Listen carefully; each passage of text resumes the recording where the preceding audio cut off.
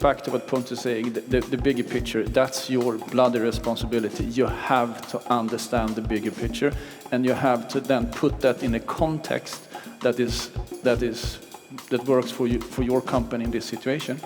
But on a more personal level, I usually say to peers and people that I talk to, get a fucking life. Because if you just are at work and in work, you will eventually, the only one you will know is your employees. You need to broaden your perspectives. You need to read books. You need to speak to people, train a football team or sing in a choir or whatever. Meet other people. People that only works are degenerating as experts and leaders because they can't get the bigger picture. This podcast is sponsored by Pragmatic Solutions, the player account management platform chosen by today's smart betting and gaming operators. Don't let technical constraints delay you from achieving your business goals. Expand your business, boost your margins, and dominate the market in any leading regulated jurisdiction with our powerful, flexible, and secure iGaming platform. Enjoy its extensive marketing tools, compliance protection, real-time data, and a wide portfolio of over 1,000 industry providers. It's time to upgrade your technology. Let Pragmatic Solutions show you the modern approach. Visit pragmatic.solutions and join the smart thinkers. This podcast is brought to you by Pragmatic Play, a leading game developer providing player favorites to the most successful brands across the industry. With an award-winning multi-product portfolio of slots, live casino, bingo, virtual sports, and more, Pragmatic Play is powering up new possibilities of play through one single API. Visit pragmaticplay.com and discover your favorite every time. All right, guys, we're firing off here today with an episode of Legends today. So for those of you who have been in the industry for a long time, and particularly those of you guys from Scandinavia will perhaps recognize the two panelists today.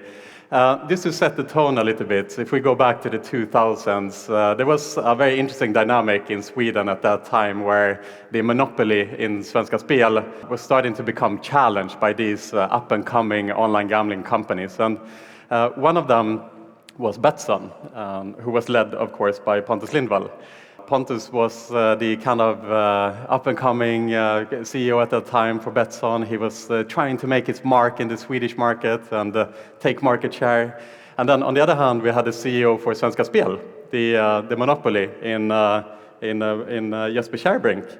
And these two figures were like the nemesis of each other at that time. They were fighting against each other with tooth and nail to try to take each other down.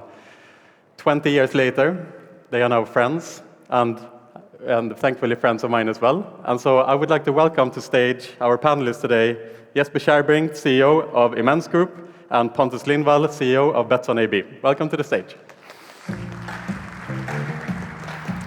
All right. All right, guys. Hi, Pierre. Feel free to take the sofa here. We can make it nice and cozy, I think. Feel free to sit next to each other.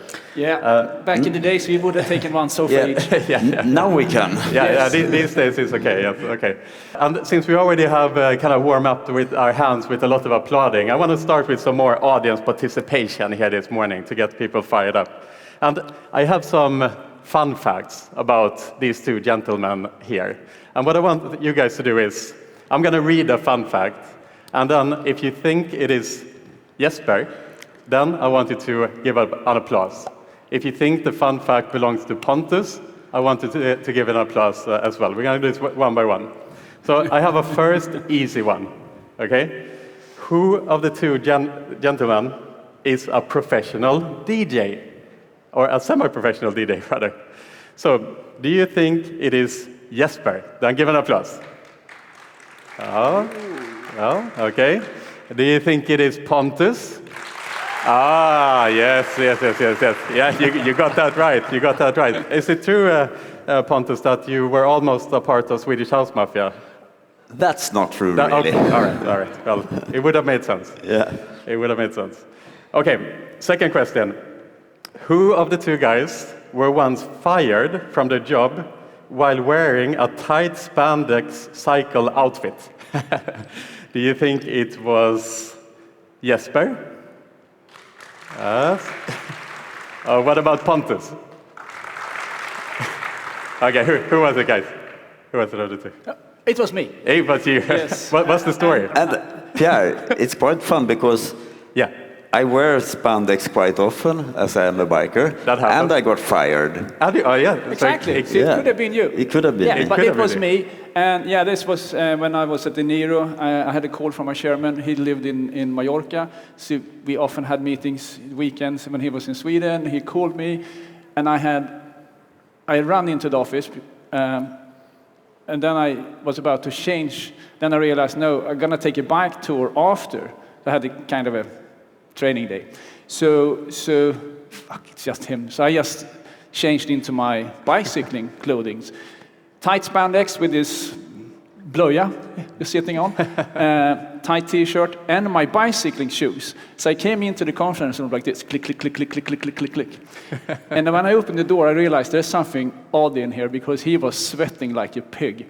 And yeah, he was there to fire me. So I was fired in my, tights. That's another level of walk of shame when you have to go Exactly. out of that office. It is. Brilliant. Okay, next one. Who of the two guys have 7 children?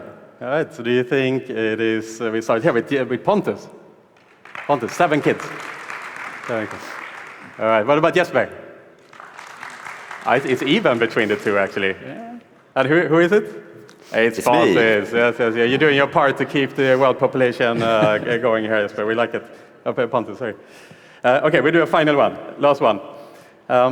Who one time got the full attention of the roulette pit boss in Vegas after an unlikely winning streak and had to dash out of the casino before anything more happened on that? Okay, do you think it was it Jesper? What about Pontus? Yeah, and it was? Yeah, it was Yes, me. right, It was me. It was a terrifying experience, actually. First time in Las Vegas ever.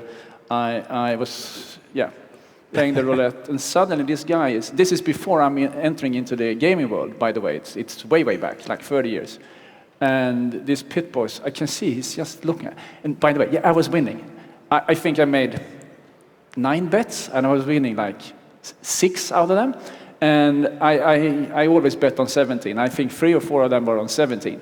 So he was quite sure I was colluding with the dealer somehow. So he was starting looking at me, starting making notes. He was talking in his earpiece, and I kind of, whoa, I'm getting out of here. I've seen all the movies, what they do with people that they believe cheats. I just walked away. But I won a lot of money. That's an interesting fact. I always bet on 17 myself. You do? That's cool. This is That like we didn't know. No, we didn't. This is like an unlikely romance story Exactly. that's waiting to happen here. They're coming together. We should be married. We should. You never know. But then there's no more kids. No. Yeah. That's one of my that terms. done already. No more kids. All right, guys. Let's go back all the way to the late 90s and early 2000s here, just to set the tone a bit. I spoke just before here about the fact that you guys were true nemesis in the 2000s, when Betsson was up and coming and Jesper was trying to protect his monopoly back in the 2000s. Jesper, talk about this time, and how did you see Betsson at that time when you were running the monopoly at Svenska Spel, and then all of a sudden here comes Pontus Lindwall, and it has a thorn in your arm and trying to disturb your business. Yeah, but if I should look back, he was the reason, or they were the reason why I got the job, because they wanted to have someone that perhaps could compete with them and realize what needed to be done at Svenska Spel. But at that time, and since I'm a very competitive person, Pontus was a pain in the ass. Honestly, and for me, he was a competitor, and I didn't like him because he was kind of taking my customers and taking our customers in an unfair way. We were the monopoly. We had the right. We were regulated. We were owned by the state, and we've been running this show for the last 100 years. And then these internet startup guys come in there and having products that we couldn't match, and they were a bit cooler than we were, and that hurts a lot, of course. So we were not communicating back in those days. We were enemies, pure enemies. Yeah. And from your perspective, Pontus, I mean... Yeah, we had a huge respect for the monopoly, as we just heard. They had been around for ages, and it was so cemented in the whole country, and in every country in Europe more or less, that the state-owned monopoly, they were doing the gambling in the country, and that's it. So, of course, we were very much painful for the monopolies when we turned up, and yeah, we grabbed market share, and we were a lot smaller, a lot less powerful, and we were not invited to conferences and discussions around gambling at the time, but that has changed now. We arranged them and I banned them. Is it true? Yeah. Yeah, you didn't allow we had Pontus to go. we had this Spelakademin at Visby, where we had the head office, the island outside of Sweden, and the Spelakademin was an institution where gaming companies, I was invited first. Yes, first, and then I stopped it. Yeah. Where the proper gaming companies came together, Svenska Spel and ATG. And the politicians. Exactly. And the lotteries. And then these guys tried to come in there and squeeze their way in, and no, I banned them. I mean that Pontus, this was maybe... We are not building communities back then that you were. No. It was maybe a bit less formal times at that time. You weren't listed on the stock market at that time, or? Yeah, we were listed. You were already listed, but you were still. I mean, you still did some like guerrilla tactics at that time. Like, what did you do to upset Jesper at that time? We did many things because they were strong. They were a big monopoly. They had a lot of people, but they were not that fast and swift. It was a constant fight, and what Betsson and the online companies could do at that time, since we didn't have a casino, online casino. We had sportsbook. At this time, everything was about the sportsbook basically, and from our perspective. And then you open up a betting shop in the middle of Stockholm. That was like unheard of. You can't do that. That's not okay, because that's basically the essence of the monopoly, to giving the license to these betting shops. And then Pontus comes there. So I wake up one morning and I read in the newspaper that there's a new betting shop in Stockholm. And I was like, what the fuck? So I put all the lawyers on this, and they probably called the police, and they came and asked Pontus what he was doing. So no, everything they did was annoying. Every morning I woke up, I realized today I will lose market shares. Whatever I do, I will lose market shares to these guys, because I can't. We had restriction on how much we could pay back on sportsbook. We had like 82% RTP on the sportsbook. They were running 96. Players were. They just left us in hordes, of course. Yeah, I remember that betting shop. It was beautiful. It was orange, and the police came the very first day, and they actually invited me to the police house, where I had to go. So I had to go to the police house to get questioned. It was very complicated. Then, well, how can you operate a betting shop when there is a monopoly? So yeah, we had to shut it down several times actually, and reopen it after we had the legal investigations on it. So that was fun. Another thing that we did to kind of annoy the monopoly was that when they decided to launch new product lines, such as the video lottery terminals, then we registered the .com domains for those brand names that they had. This was before my time, I have to say. And when Svenska Spel found out and they called us, they were not happy. So you were doing this on purpose. Admit that, Pontus. This was like more than just growing the company and earning a salary. You just wanted to annoy people, is that true? Yeah, but it was a part of the game. We wanted to make sure that we were noticed, that we existed, that we were fast, and that we were challengers. Mm-hmm. That was the main point, I think. And in hindsight, that was actually what built a big part of this industry. I mean, we have to remember the Scandinavian, absolutely, the UK legacy is huge as well, but the Scandinavian legacy for this industry is quite strong. I mean, it was the Scandinavian companies that moved to Malta, perhaps the first to get the licenses, etc., etc. And that happened there. So it's thanks to Pontus, more than thanks to me, that this industry actually took off in the way it did. If they had not competed in the way they did back in these years, we wouldn't be sitting here like as we are now, I would assume. Yeah, for sure. Yeah. And I mean, to that end, Pontus, can you talk perhaps a little bit about the origin story of Betsson? How did it all begin? Actually, we were operating, which was legal in Sweden, we were operating blackjack and roulette tables in restaurants and also slot machines on board ships between Sweden and Finland. So we had a legal gaming operation, and I worked there for a while, and I realized that we can never go anywhere with this company because we are getting so pushed by the monopoly and the regulators. We had just a very thin, narrow part of the gaming industry where we could act. So that's when I started NetEnt at the time, that we both built the games and we operated, we did everything in-house. And we did that in order to kind of circumvent the regulations and be able to offer. Our simple view was that if they are allowed to operate casinos and sportsbook, then we should be allowed to do that too. Because we do that on behalf of the customer, you know. And we give better prices, better odds and everything. So that's how it came about. Yeah, and then that legal stuff in the background, it doesn't matter. It's all about the customer. So. Yeah, but legal is always catching up with technology. That's how it is, you know. So we used the technology and what we could do, and then the regulatory side had to catch up with us. Yes. And so during this time, did you guys ever communicate? You know, at the time you were CEO of Svenska Spel and the CEO of Betsson, like, did you ever, like, when did you guys get in touch with each other? I can start by saying that even though we worked pretty close, because I was based in Solna from time to time and you in Sundbyberg, it's less than 1 kilometer. We didn't meet because we were not invited, but then later on it happened that I was in the playground on the weekends with my first son. He was born in the year of 2000. And next to me at the playground was Mattias Hedlund, which was one of Svenska Spel's top bosses.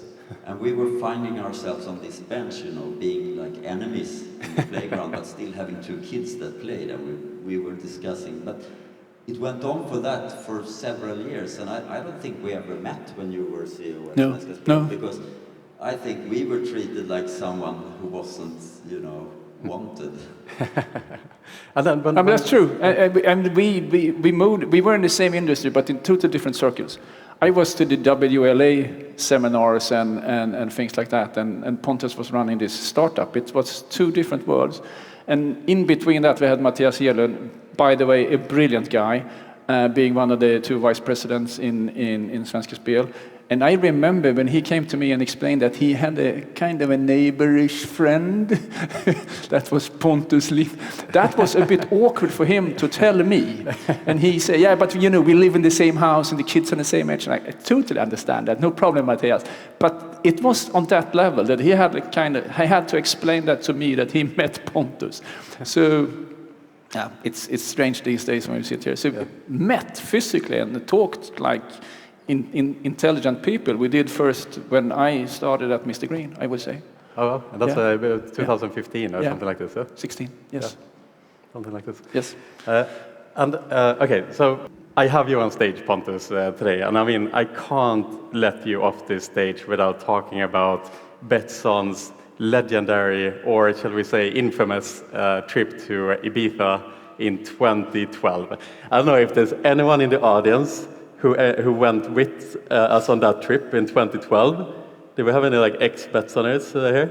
There's no one, I don't think. Yeah. I don't know if anyone has heard about that trip in general. There's a couple of them, yeah. This story lives on for 12 years. Okay, so let me set the tone here and tee you up a bit, Pontus, and ask you about this. So I was working at Betsson at the time, so I was there as well, right? And Betsson had this yearly trip that they did for the employees for a couple of times. We went to Vegas one time, but Ibiza was the last company trip that Betsson did as a company.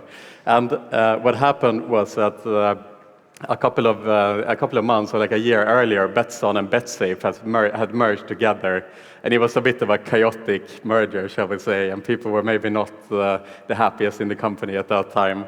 And to kind of come together, to bring the companies together, Betsson decided that we're going to take people on a trip to Ibiza. So 1,000 people, book a full resort. There's going to be some nice evenings out, and there's going to be a conference to set the tone for one Betsson. Let's move forward together.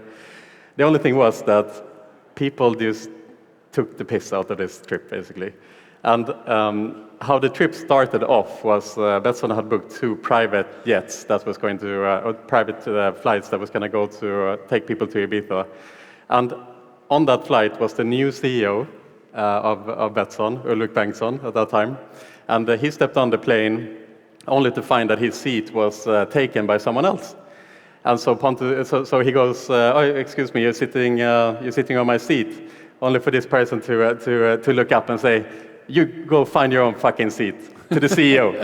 To the CEO. That's how the trip started. Okay.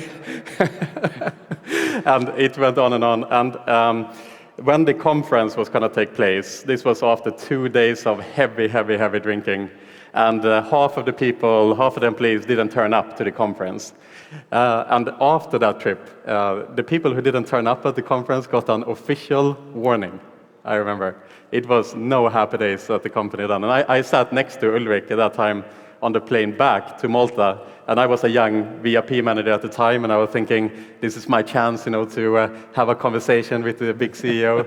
And so I asked Ulrik, how is it going in Malta so far? And he just looked down at his newspaper, good. And then he looked back. He was not happy about this trip. So I want to ask the kind of inside story here, Pontus. When this all happened, and this trip went down, what was it like in the background during this time? What happened, really? Yeah, it happened a lot of things. I think we had many good conferences before Ibiza, and Ibiza was good too. But the conferences developed in like this, They were kind of taking off. Yeah. And Kevin and I went home together one night after heavy drinking. We were at the clubs, of course, partying, but the conference as such was not bad. No, it wasn't, to be fair. But I think we made a conclusion afterwards, okay, we made this huge conference and we kind of survived it, but let's not challenge it anymore. So that's the reason for not making those big conferences anymore. We still have a lot of conferences, yes, in a different fashion. Yes. Yeah. I must say, I teed that up. We did have a good time over there, so I shouldn't beat it down too far. But it was an edgy thing to do. I think we showed the clubs in Ibiza how to party. That we did, yeah. That's true. Yeah. The only thing that was missing was DJ Pontus, to be fair, but maybe next time. Yeah. Let's talk fashion. So Jesper, you were voted the best dressed person in Sweden 2008, as a best dressed business person in Sweden 2008. The statute of limitation has passed. Pontus, you have always dressed in a timeless, elegant way, as we can see here today, for example. So Pontus, to start off with you, what's your best fashion advice? That's a tough one, which I haven't prepared. I think fashion has to be personalized, so I think you should go with your own personality for fashion, and that will take you a long way. Yeah, I like it. And Jesper, best dressed business person 2008. I mean, you hit the top at that time. You keep it going. You were on the cover of the first Next magazine ever, yes, as a Dolce Gabbana-like model. You rocked it. What's the best fashion advice to the kids here today? Dress like Pontus. No, Thank you. But I'm serious. You dressed extremely good, well. But otherwise, I would say like Pontus. I would add one more thing. Always, you should dress based on who you are, and to that you should add the occasion. Mm-hmm. A lot of people are doing the mistake that they only dress from who they are, and forget about the occasion. So. There are a handful of people that don't have to bother about the last one. They always come as they are. But if you have those two in mind, dress who you are, and then dress to the occasion, then you will always be fine. Yeah. Because Jesper, I mean, the reason I asked this question is because in this industry, it's always been a lot about personal style. Let's say if you look at an iGaming office, you generally don't see everyone's dressed in a suit and tie. Let's say like we're not the banking industry as such, right? And that's one of the beautiful things of this industry. That's one. I love this industry for a lot of reasons, and mainly for the people in the industry. And with that also comes the fact that there are so many individuals, and people dare to be individuals in this industry, and they dress accordingly. That's being in the office and seeing all these people being themselves and can be themselves. It's a very inclusive industry in that sense. And we also, we're coming from, if I remember correctly, we had like 18 different nationalities at Mr. Green, or perhaps even more. You have the same at Betsson, even more, speaking like 30 different languages. So there are two things with this industry that stands out. One is that we are individual, but also a community, and people are okay with that, as you say. We don't need to look like bankers, all of us, or us, in a certain way. So that's one thing. And the second thing that I love with this industry, that we have two official languages, English and broken English. And I represent the later, if you didn't understand. Which most people do. Exactly. But that's also a thing. I can sit here and talk my broken English without thinking about it, because I know that no one really cares, because everyone understands what I'm saying, or they try to understand what I'm saying. And that's the core of this industry. That's one of the things that I love best with this industry. Yeah, we are an unconventional industry, right? We are. We don't care if you have a great education or not, as long as you can contribute, even if you are a bit different, let's say, than the norm. And that's what makes this industry so good. Yeah, absolutely.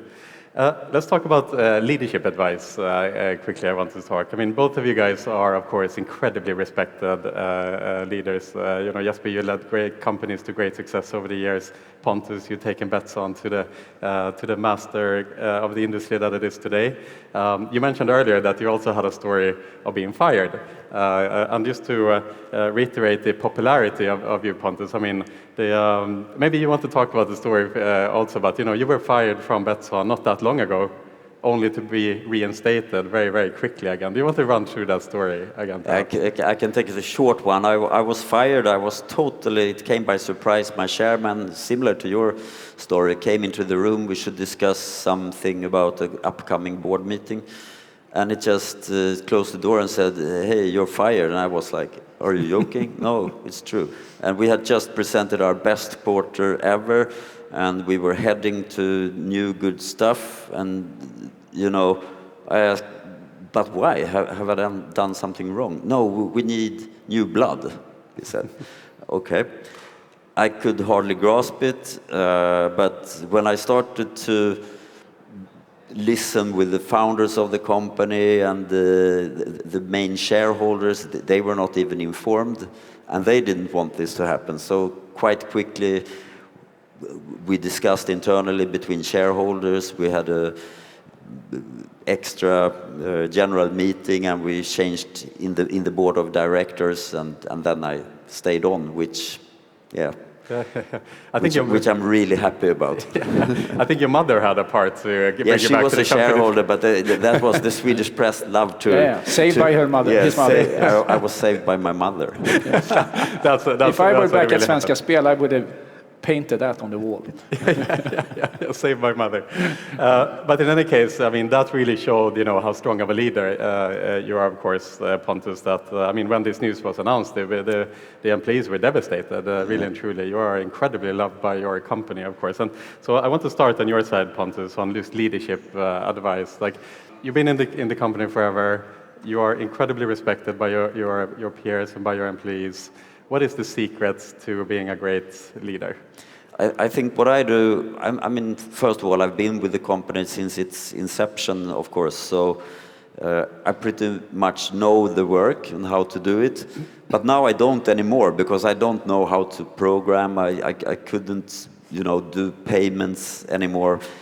I can't do the details anymore. But one thing I think is good is that I understand the big picture of the industry. And the second thing, which I think I try to do a lot is walk the talk. I'm in the office all the time. I work hard. I try to be a little bit of a raw model for all employees, because I love the industry. I work with passion, really with passion. It's personal. Mm-hmm. How long will you be able to keep that passion, do you think? I don't know. I've done it since '96 now, so quite some time. So, yeah. And I hope I will continue to feel the same passion. Yeah. And I do that every day. I wake up, I go to the office. I'm one of the first people to come in there, and I go like, yes, now let's go. Here we go. Yeah. Every morning. I love it. And Jesper, same question back to you. I mean, you've led incredibly well throughout the years, incredibly respected as well by your peers. What would be your leadership advice to the audience today? Wow, there are so many things, and being a leader. I mean, you could want to become a leader. Then that's a separate line of devices. But being a leader, I think it's back to what Pontus is saying, the bigger picture. That's your bloody responsibility. You have to understand the bigger picture, and you have to then put that in a context that works for your company in this situation. But on a more personal level, I usually say to peers and people that I talk to, get a fucking life. Because if you just are at work and in work, you will eventually, the only one you will know is your employees. You need to broaden your perspectives. You need to read books. You need to speak to people, train a football team, or sing in a choir, or whatever. Meet other people. People that only works are degenerating as experts and leaders, because they can't get the bigger picture. Right. So get a life. Outside work. But it can be hard, right? I mean, you have like yes, endless it is. But you that. have to, and this is also the thing that but I have to work all these 12 hours a day. No, you have to delegate. Your level of capacity is what it is. It's a box, but your responsibility is this big. And if you want to have control of everything, run a hamburger kiosk or whatever, because then you can control it 100%. But if you want to control the company, you can't. You have to trust people. So you have to delegate, and building a system for delegating and letting people making mistakes, but also helping them correcting those mistakes. And when you're fed up, or they don't work, or they doesn't function, you have to fire them. Yeah. It sounds simple, but on a larger scale, it is quite simple. Yeah. It's much more difficult to be middle manager. You have the people beneath you, and you have the asshole above you, and you have to balance these two. That's much more difficult. We can set the agenda. We have a board meeting every quarter. That's handleable. We know more than they do. Yeah. But having this top manager running you, it's like... Pontus, are you an asshole sometimes to your employees? I try not to be bad. No. I am not actually. No, I don't think so. No, I believe in, we put a lot of trust in people. Exactly. That we have to do, because how can I know what they do in the office in Argentina, or even in Malta when I'm in Stockholm? So it's a lot about trust, and it's an important relation to put trust and give trust. So that's very important. I mean, that's the best advice, not to be an asshole, and that's to give people trust, to delegate and give people trust. Yeah, brilliant.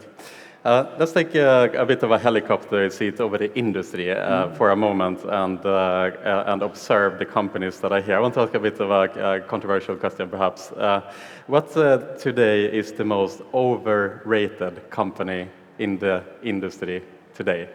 So if you think about the industry, who are doing well, who are not doing so well, but what is the most overrated company today? I want specifics here, guys. So do you want to start, Jesper? This is an ugly question to ask. And a difficult... That's why we're here. You guys said I can ask anything. Yes, I know. And that was in the contract. Yes. I know, and I regret it by now. No, honestly, and this hurts me to say. It hurt me badly to say, but it's actually Svenska Spel. Svenska Spel? Yes. Your own employer? Yes, they lost it. Sorry if there are any Swedes from Svenska Spel here today. they lost that great position. They gave it away. They gave it away to ATG, which is even worse than giving it away to the. They had all the pieces of the puzzle, and just gave it away. And today it's still big, but it's losing market shares faster than ever. Today I would say it's perhaps the most overrated company. What went wrong? I know it's difficult to say, but it's difficult to run a large company, and this is a hint to Pontus. And you have a very special shareholder, being the state, and put the board together with politicians. So you have a different goal, which make it very hard to compete with us that has a commercial goal. Exactly. So it's difficult to run a large company. It's impossible to run a large state-owned company in a private market, basically, especially in a stigmatized industry like the gaming industry. So it's back to the owners, I would say. To 100% it's back to the owners. There's so many brilliant and good people in that company, but they are limited by the owners. Yeah. Pontus. Yeah, I won't mention a certain company, but more. We're in the main state, Pontus. I put them in one bucket. That's all the state-owned companies, because they are not dying a slow death, but they are decreasing all the time, and they had so great market positions at the time. They had, like you had, like almost 100% market share in every country, and they kind of didn't react to what we were doing early enough. So they're on a long downhill road. Yeah, exactly. Not to drag the discussion too much into discussions around regulation, but I still find it interesting, since I have you guys here, to go full circle a bit. I mean, Betsson obviously comes from the 2000s, operating as a .com license for many, many years. Now we are moving into a more regulated environment. Jesper, you of course come from the state-owned monopoly in the 2000s, and now work for a highly regulated business in Immense Group. What is your kind of observation of where things are heading? Let's say in European regulation today. We see UKGC, for example, being very, very aggressive right now towards the stakeholders in there, both on the B2B and B2C side, to the point where the black market is actually taking a turn for the worst at the moment. But are things heading the right way in general? No, that's the short answer, and I'm not going to be long on this, but I think no politician can say that it's a successful regulation when they have a channelization level of maybe 50%, as they mentioned in Netherlands recently, because you wouldn't accept that kind of hit rate by any other regulation. And then the second question comes, why is it like that? And I think politicians just need to learn and need to understand that they are totally out of bounds with these regulations, and they need to swing back. And actually, I'm an optimist, so I believe it will swing back, because it's not a sustainable situation where when the only one who can celebrate are the operators that operate outside of the regulations. That's not the goal for the society, so it has to swing back. No, I agree 100%. I mean, Immense Group, we are close to 100% regulated revenue today, like 96%. And that's the way we want to go, and that's the way we want to stay. But it comes with a price. And that price is that we are, and I'm back to the Svenska Spel again. We are kind of fighting on unfair rules. We have to keep ourselves to certain rules. This is why I advocated the re-regulation back at Svenska Spel. I wanted us to be in the regulated market so we could compete on the same terms. And we are not competing on the same terms. And that means that regulations is not working. The channelization is going down in most markets.